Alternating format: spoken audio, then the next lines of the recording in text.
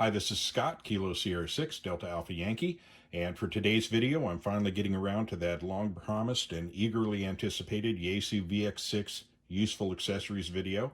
I've made no secret that the VX-6 is one of my favorite radios, and apparently a lot of you share the same sentiment, because I've had people pretty consistently getting on me about when I'm going to have this video out, and today's the day.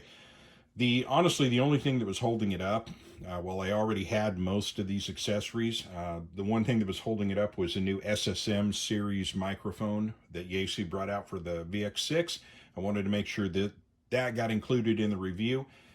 And it wasn't a supply chain issue or anything like that. I just been a busy boy, and it took me a while to get around to ordering the thing. But it's here. I've checked it out. I have my opinions on it, so we're ready to go. So I'm going to break this down into a few different sections. We're going to start with antennas, and we're going to move on to spare batteries and power harvesting.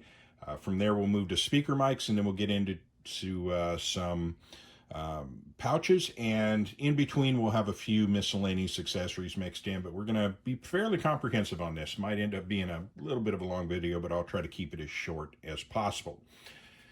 So to start with, antennas. Antennas are usually the first point of upgrade that anybody does on an HT. A lot of HTs are put out with antennas that are already not terrific, and an HT antenna is by its very nature a fairly compromised antenna.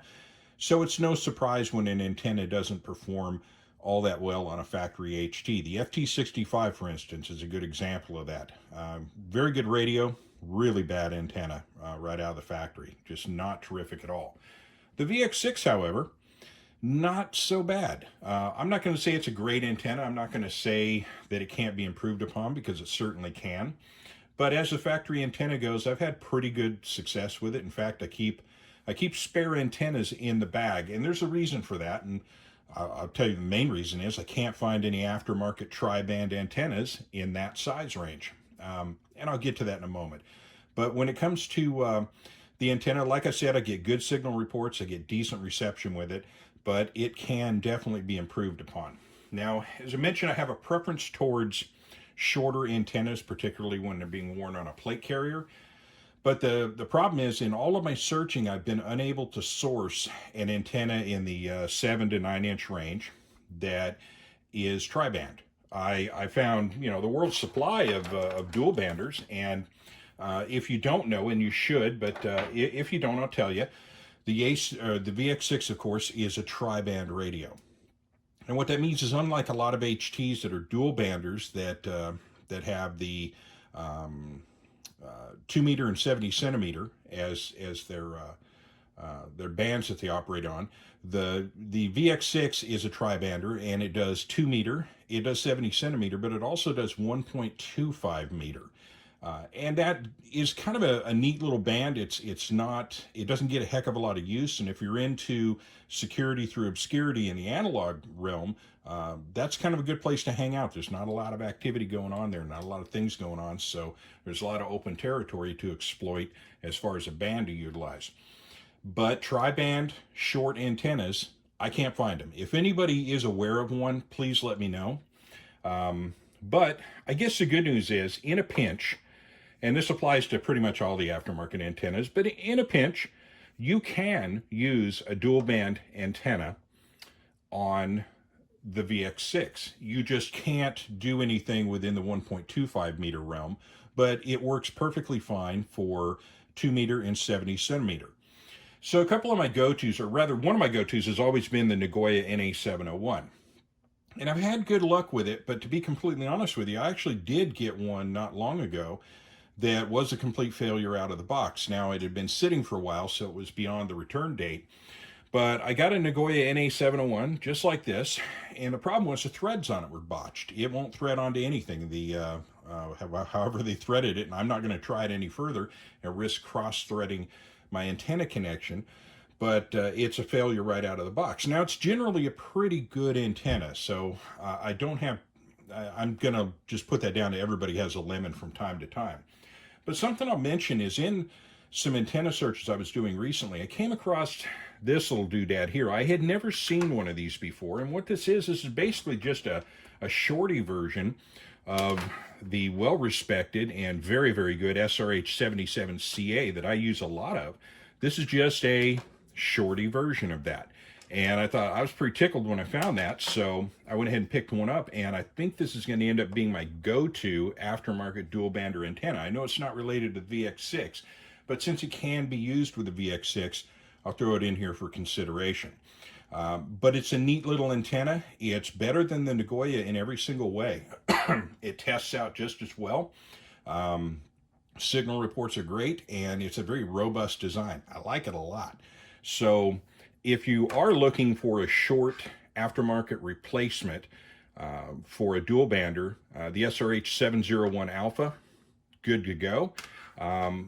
And getting back to that SRH77CA, again, a dual band antenna, and I have used this on the VX6. Like I said, even though it's a dual bander, you can put it into play, but you can only operate within the 2 meter and 70 centimeter range. So those are, if you have those around, those could be put into play, again, with that proviso.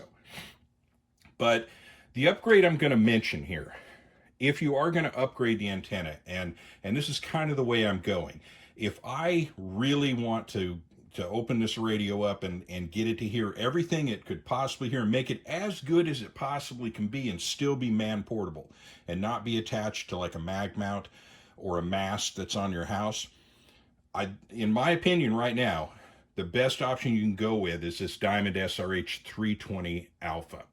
I'll tell you a little story on this. When it comes to, and this is a tri-band antenna, by the way. This will do 2 meter, 1.25 meter, and 70 centimeters. So make that real clear. Now I'll move these out of the way so we limit the confusion.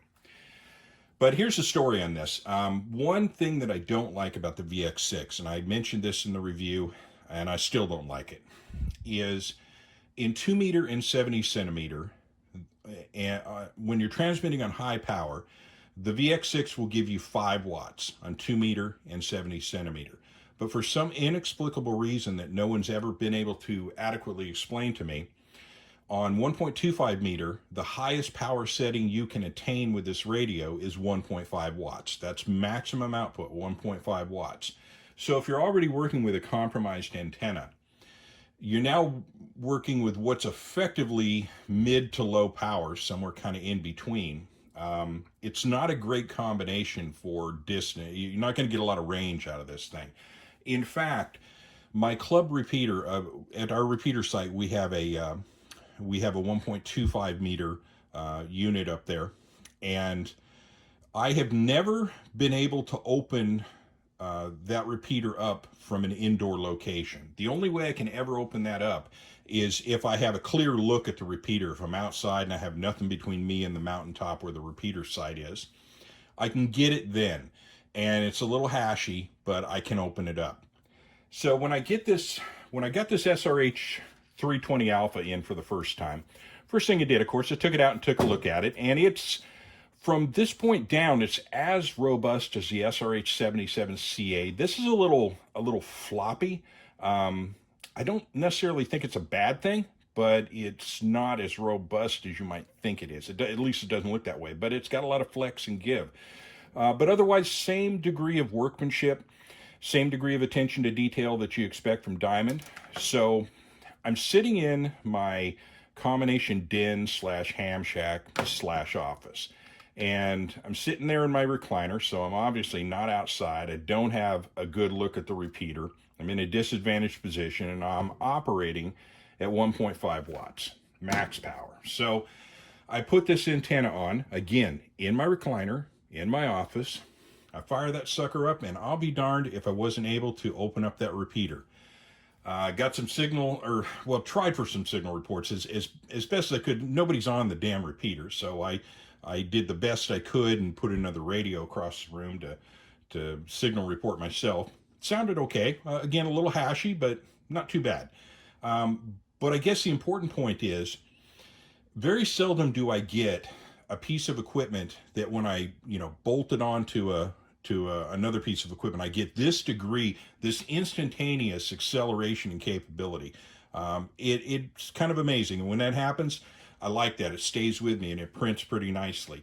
So as far as the Diamond SRH 320 alpha, I'm going to give this a great thumbs up. If you're looking to upgrade your antenna on your VX6, if you want to have an antenna available that's going to give you the maximum reception capabilities you can get, it's going to improve your ability to reach out and touch repeaters that are at a distance.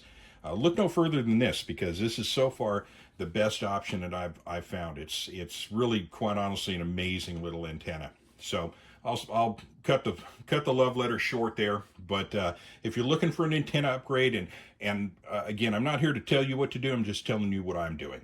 And what I do is I keep a couple of spare factory antennas in my bag. If I'm running this radio on a plate carrier, I'm probably going with the short antenna. If I need to reach out and touch somebody at a distance on 1.25 meter, I'm going to switch to this antenna. And to be honest with you, for just recreationally using the radio, because I don't always do the emergency communication stuff and the tactical comm stuff, I actually do just regular ham guy stuff. This is a fantastic little antenna just to get out and use as your go-to HT. So we'll cut the antenna portion. Well, actually, you know what? I have something else to talk about when it relates to antennas. And this is some gear that should actually be in your EmComm bag already. If it's not, it's something you might want to consider. One of the first things I'm gonna recommend is you get some type of BNC adapter for your antenna, and it's going to depend on the SMA connection that you have. They have both types, and I'll have links in the description, by the way, for all of this stuff. The BNC adapter, what that's going to allow you to do, and like in my case, I have a BNC, a mag mount antenna with a BNC lead on it, or feed line, and it allows me to mag mount the antenna onto my vehicle if I need to run this in a mobile application. And with this connector, I can then connect that mag mount antenna onto there. And I'm going to show you another little piece of hardware that I think should be in everybody's EmComm bag. This little BNC connector with 2 banana clips on it. And what this would be used, or how this would be used, is if you have this adapter already on this radio, this of course can plug into the top, but you can utilize this little adapter piece to make your own little long wire antenna. If you needed to do a field expedient antenna, for instance, and this will be a topic for discussion later, but there's a recipe for making an antenna out of some spare feed line. So if you've got some spare 50 ohm coax laying around, or if you can harvest some, you can do some trimming and some cutting, and you can actually convert that into a center fed dipole antenna, something that you could get up high, maybe up into a tree or up on top of a tall structure. Run the feed line down, connects here. It doesn't need to connect directly to the radio. You just cut the end, and of course the center conductor goes to the red, and your shield goes to the ground on the black, and then you can plug that into the top of the radio, and you've got a long wire antenna attached. You can also do a similar thing for shortwave reception, and I've had some folks ask about how to rig up a shortwave antenna to the VX6, and this is definitely part of that equation. You can also do a long wire antenna and then run that out along your property, and then you can turn this VX6 into a very effective shortwave radio receiver. So a couple of things you might want to throw in there. And in terms of cobbling up antennas, I'll show something real quick. I mentioned this in my last video. Got a couple of arched eyebrows over this from some people I know, but I alluded to an antenna that I had made, and I'm just going to show this very briefly. This is what I'm talking about in terms of making an antenna out of some feed line. That's what this is made out of. But as I mentioned, I've got pro level connections on this thing. It's put together with some care and some discipline. I want it to look good and I want it to work good, and it does both very effectively.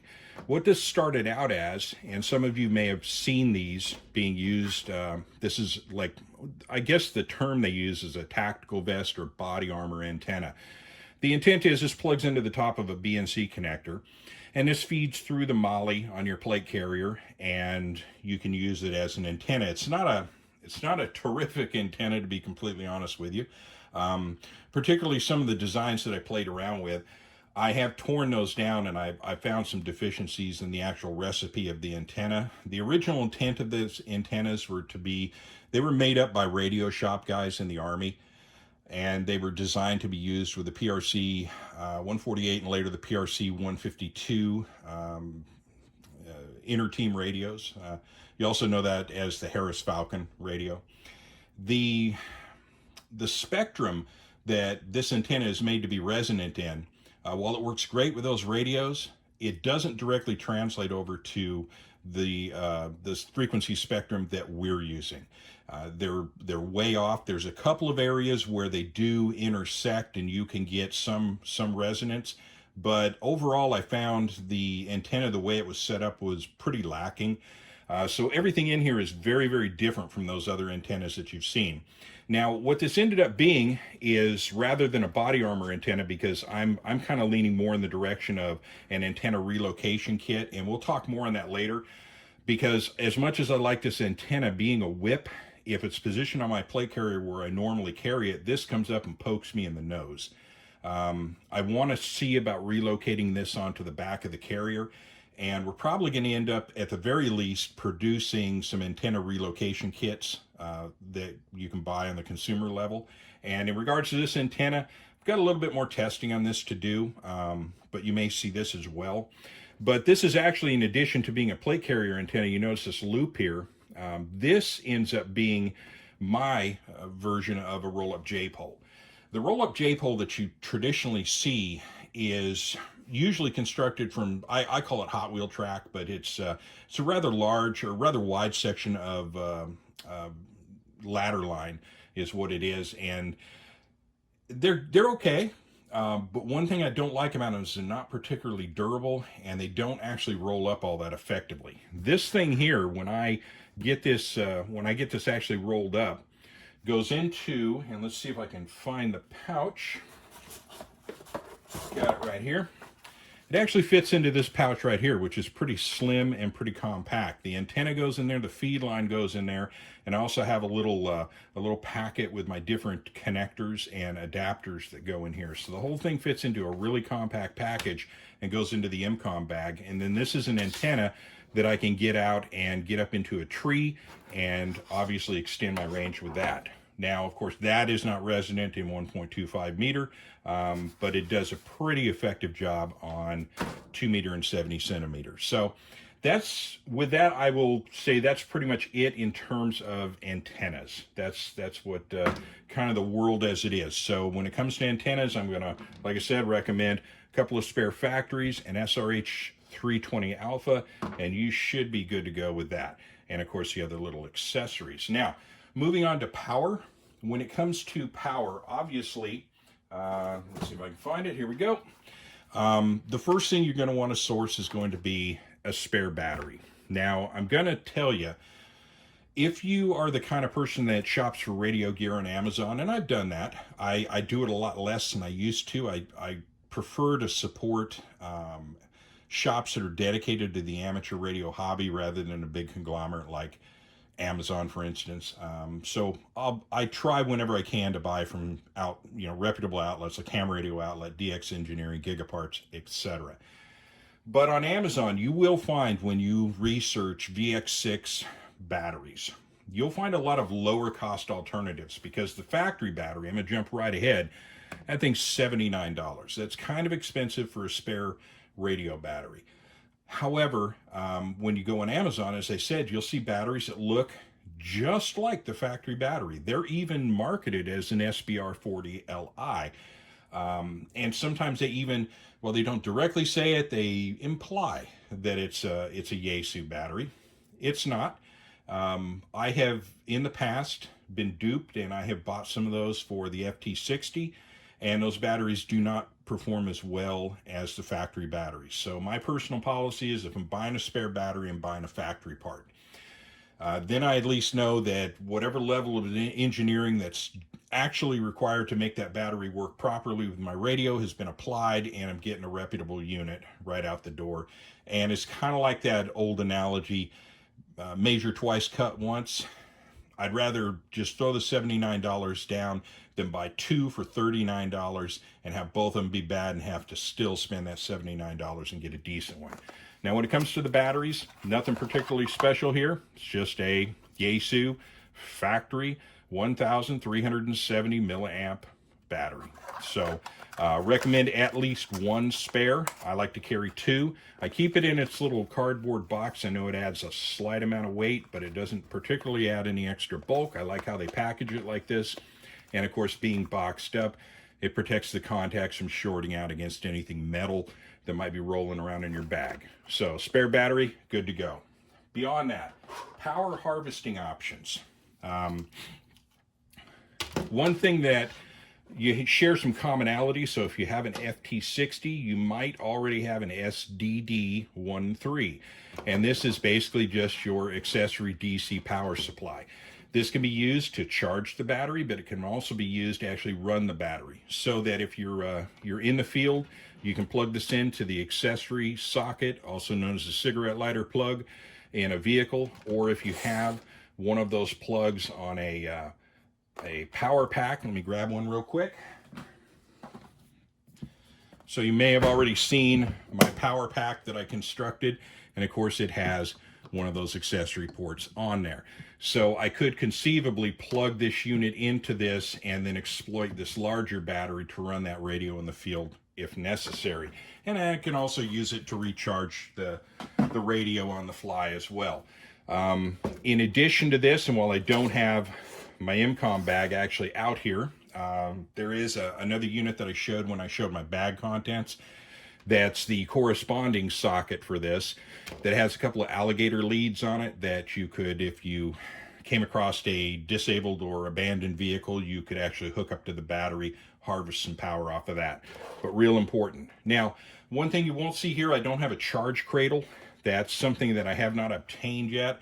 I don't really see a usefulness in terms of an EmComm setting, but from a convenience sake, having the ability to be able to charge this spare battery, or if I end up doing a swap, being able to charge the depleted battery through a charger cradle is kind of important, because without that charger cradle, you have to charge through the radio. And as we know, if it's charging, you can't use a damn radio.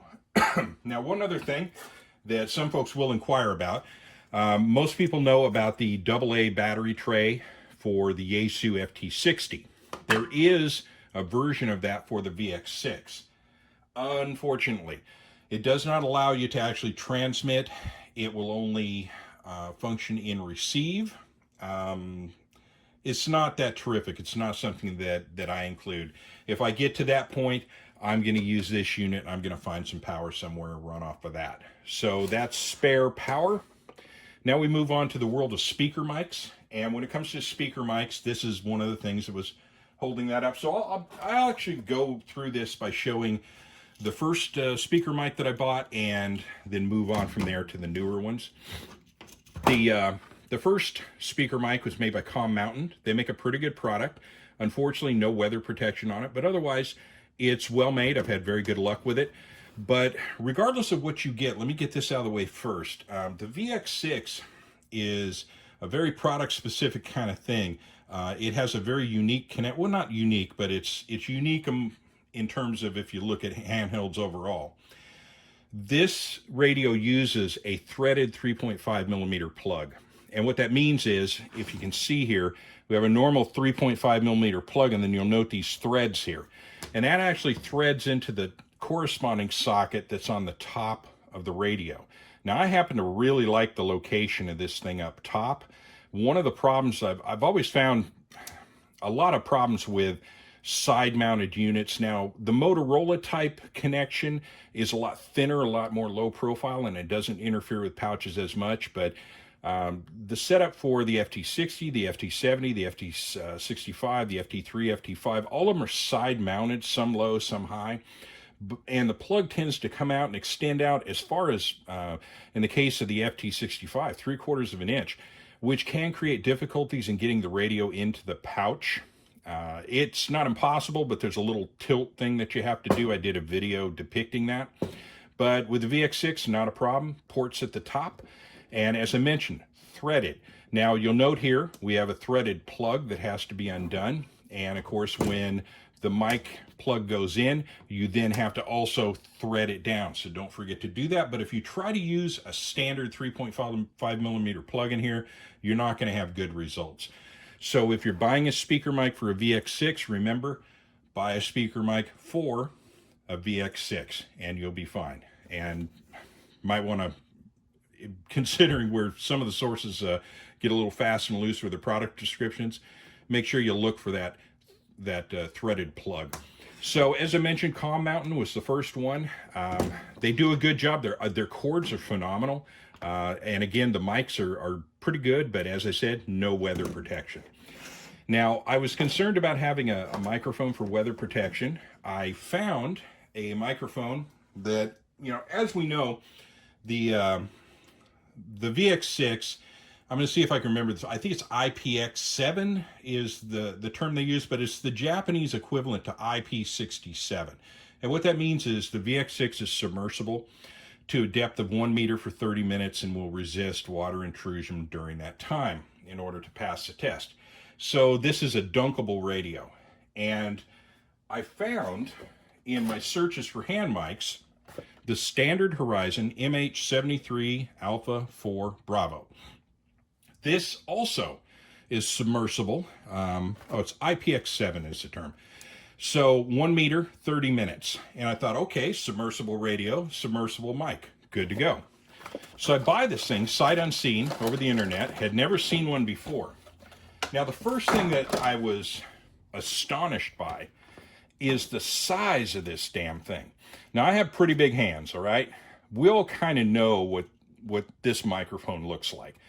But look at the difference. I mean, next to the radio, see if I can arrange this properly, it's as big as the radio. It's certainly as thick as the radio. It's a big, giant, robust monster of a microphone. It's genuinely a beast. Of course, threaded 3.5 millimeter plug, full IP67 submersible to 1 meter for 30 minutes. So if I drop this entire unit in the drink, it's going to survive, right?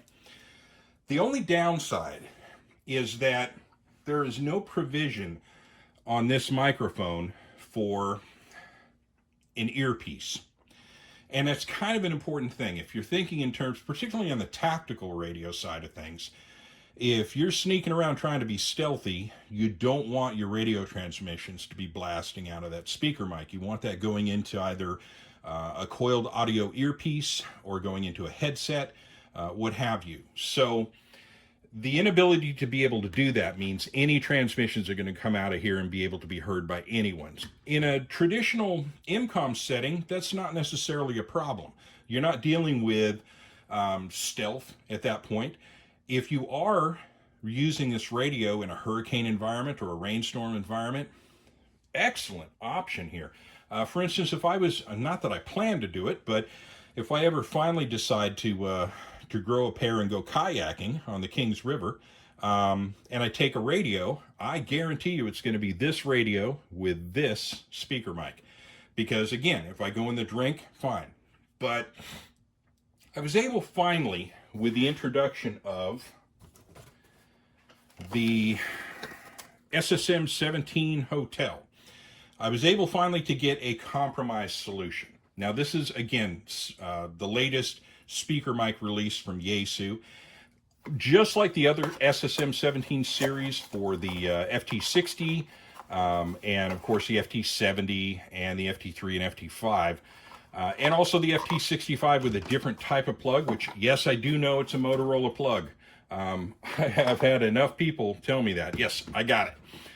But the SSM 17, a little similar in size, similar in form to the Calm Mountain. The clip, a little bit more robust than the Calm Mountain. Of course, fully rotatable like most clips are. Good PTT. Functions very well. Not IP67. So you can't dunk it. But IP54. So this is going to be spray and splash resistant. So this is something that you could take out at least in the rain. And if you think about it, the radio's worn lower on the body. So if you're having to do something like a stream crossing or something where your lower body gets submerged in the water, the radio will survive. This thing is going to be up near your head. Now your head, your face, your respiratory system, none of that is IP67. It might be slightly IP54, but if you get submerged at 1 meter for 30 minutes, you aren't going to work either. So I'm okay with having this up by my head.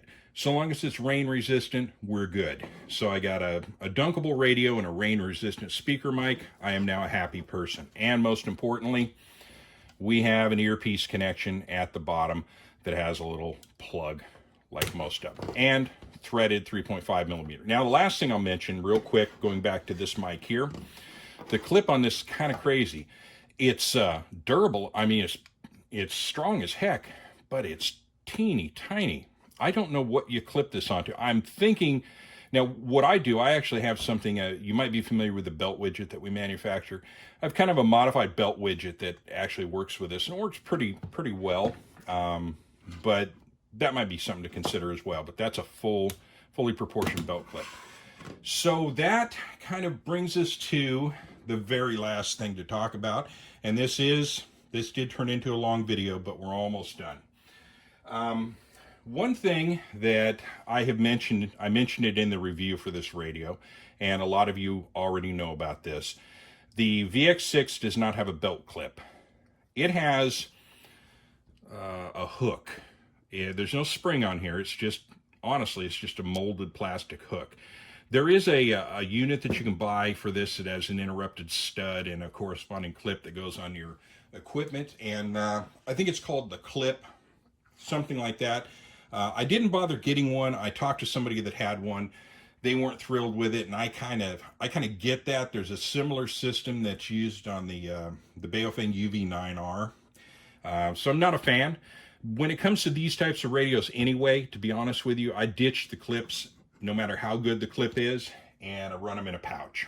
And for reasons I've stated before, the pouch is going to protect and locate the radio on your kit so that you're not going to misplace it.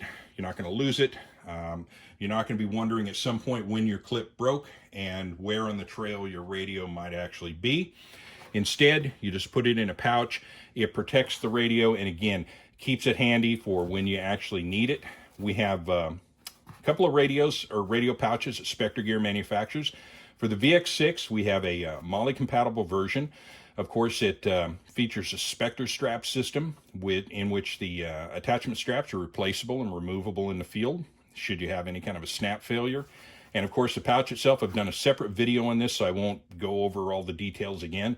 But it's a heavy-duty, robust pouch. It's going to protect your radio. There's no hard point on the front of the radio. In other words, we didn't use a large plastic clip on the front that's going to crash into the delicate keys on your front panel. We're relatively soft, so presents no additional damage points to the radio should you impact something with the radio trap between your body and that surface. Elastic retention strap allows the radio pouch to contract and expand based on what equipment you have attached to it. And again, two versions. The second version is the one with our wraparound belt loop system, which is designed for a 2-inch duty type belt, but also works just as well with like a 1 3/4 inch rigger's belt. This, of course, allows you to wear the pouch on the belt, and again, keeps it secure and protects it from damage, and again, make sure that it's going to be there when you need it. As with everything else, I'll leave descriptions, or rather links in the product, or links in the video description, so that you can find these if you're interested. But that kind of ties it up. That's about all of the useful accessories that I can currently think of for the VX6. If there's any more that you're using or that other people might find interesting, by all means, leave a comment or leave something in the comment section. But with that, we've gone fairly long. This is a long one, 33 minutes. But I will go ahead at this point and bring it to a close. Thank you for watching and or listening. Have a wonderful day. This is Scott, Kilo Sierra 6, Delta Alpha Yankee, in Southwest Visalia, California, 73s.